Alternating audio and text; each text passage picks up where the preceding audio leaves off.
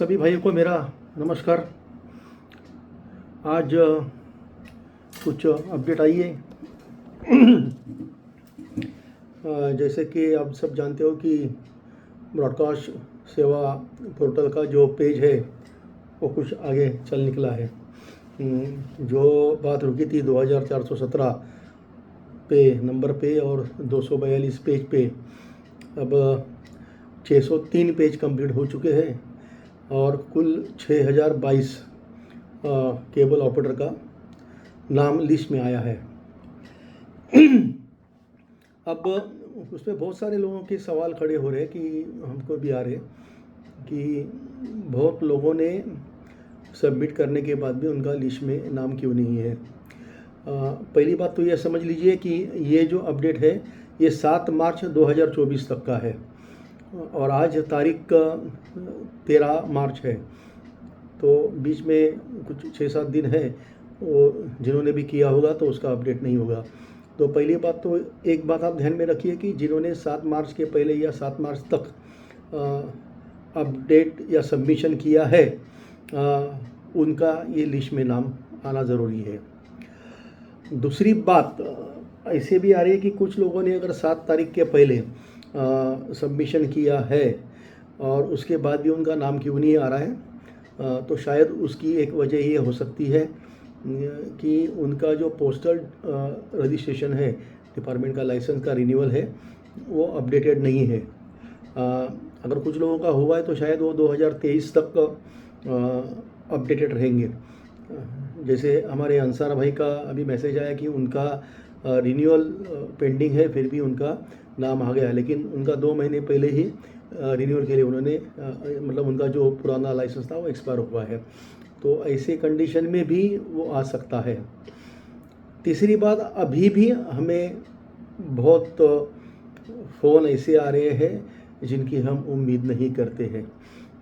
कुछ कंपनियां या कुछ कंपनियों के एजेंट केबल ऑपरेटर को गलत रास्ते पे लेके जा रहे हैं या बहका रहे हैं कि ये रजिस्ट्रेशन का क्या फ़ायदा है, वो सवाल उठाए जा रहे हैं, जबकि अभी 2 दिन बाकी है और वो भी द्विधा मनस्थिति में है कि ये हम रजिस्ट्रेशन करें या नहीं करें, इस बारे में सवाल किए जाते हैं।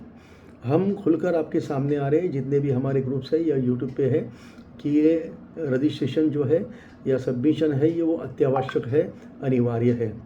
जो भी लोग आपको ये बता रहे हैं शायद उसमें उनकी मनीषा कुछ अलग हो सकती है या गलत हो सकती है, ये बात को आप ध्यान में रख दीजिए। कोई कंपनियां या कोई एजेंट उनके, बराबर है।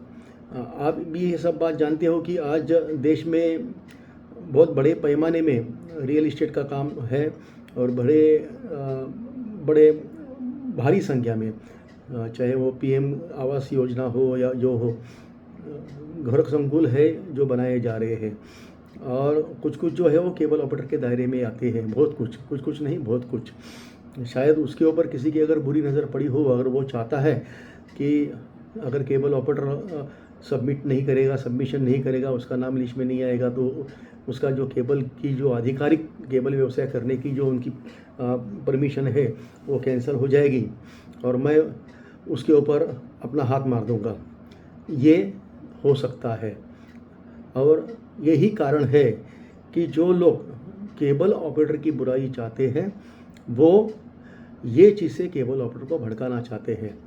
डाटा की बात मैं करूं तो आप जैसे ही CRF फॉर्म भरते हो, कस्टमर फॉर्म भरते हो, आपका डाटा जो है वो कंपनी के पास जाता ही है, तो उसमें कोई छुपी बात नहीं है।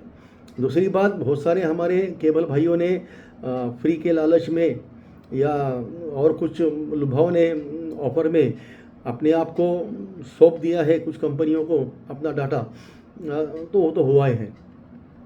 तो डाटा लीक करना या डाटा ये करना, ये काम सरकार कभी भी नहीं करती। सरकार आम जनता के लिए काम करती है, कोई भी सरकार हो। तो ये हम जो पोर्टल का रजिस्ट्रेशन करने जा रहे हैं वो MIB के साथ करने जा रहे हैं, हम भारत सरकार के साथ करना जा रहे हैं और DSPF का अध्यक्ष के नाते या DSPF की पूरी जो मैनेजिंग कमेटी है, हम इसकी जिम्मेदारी से बात करते हैं और जिम्मेदारी उठा के बात करते हैं। जो भी आपको, पहली बात तो ये सबमिशन के लिए मना कर रहे हैं और सवाल उठा कर रहे हैं, रोज़ ये सवाल खड़े कर रहे हैं। उसमें से कुछ एसोसिएशन के भी एजेंट है जो कंपनियों के साथ मिलजुल के ये बातें कर रहे हैं। पहली बात तो उनको ये पूछा जाए, या उनको हमारा ये आह्वान है कि वो खुले मंच पे यूट्यूब लाइव पे, शायद हमारा कल यूट्यूब लाइव होने वाला है, उनको आमंत्रित करूँगा, वो हमारे साथ डिबेट में शामिल हो जाए और अपनी बात रखे, हमारे सामने बात करने की ताकत रखे, हिम्मत रखे कि आप जो बात कर रहे हैं उसमें कितनी सच्चाई है और हम जिस बात कर रहे हैं उसमें कितनी सच्चाई है। हमारा आज तक का जो रिकॉर्ड है, हमने जो भी काम किया है वो केबल ऑपरेटर के और केबल व्यवसाय के हित में किया है। हमने कभी इस तरह का काम किया नहीं है। जितने भी मेरे मैनेजिंग कमेटी के मेंबर्स हैं, उनका जो हिस्ट्री आप देखे जाए तो हिस्ट्री में उनको जाए आप, तो आपको मालूम पड़ेगा कि सारे लोग अपने व्यवसाय प्रति ईमानदार हैं और केबल का जो व्यवसाय है या केबल ऑपरेटर है उसको बचाने के प्रति जो काम है उसके प्रति अपना ईमानदारी से दायित्व दे रहे हैं। तो ये सारी बातों को आपको गौर करना चाहिए। कल ही हमने लेटर लिखा है MIB को, और आपका जो कम्युनिकेशन मिनिस्टर है हमारे अश्विनी वैष्णव जी, उनको हमने CC डाली है, साथ में अनुराग जी ठाकुर जी को CC डाली है, और हमारे जो सांसद हैं मुंबई कल्याण के, महाराष्ट्र के, जिनकी अगुवाई में ये DSP ने काम शुरू किया, क्योंकि हम जब पहली बार उनको मिले और उनको समस्याएं बताई तो उन्होंने तुरंत हमें MIB मिनिस्टर अनुराग जी ठाकुर के सामने बिठाया था, और उसके बाद हमारी अनुराग ठाकुर जी के सूचना के अनुसार MIB के साथ, मिनिस्टर के साथ जो भी है सचिव हमारे संजीव शंकर जी है या हमारे सुभाष कुमार जी है, उनके साथ वार्तालाप शुरू हुए। जो भी हमें उनसे जो भी आज तक जो सपोर्ट मिला है और जो सहकार्य मिला है, उससे हम ये जानते हैं कि ये काम अपने हित में हो रहा है। तो तीसरी जो CC हमने दी है, आदरणीय हमारे जो सांसद है डॉक्टर श्रीकांत जी शिंदे, उनको दी है, और आज या कल में या अगले 2-3 दिन में उनसे मुलाकात भी है मेरी। ये विषय भी उनके सामने रखने वाला हूँ मैं।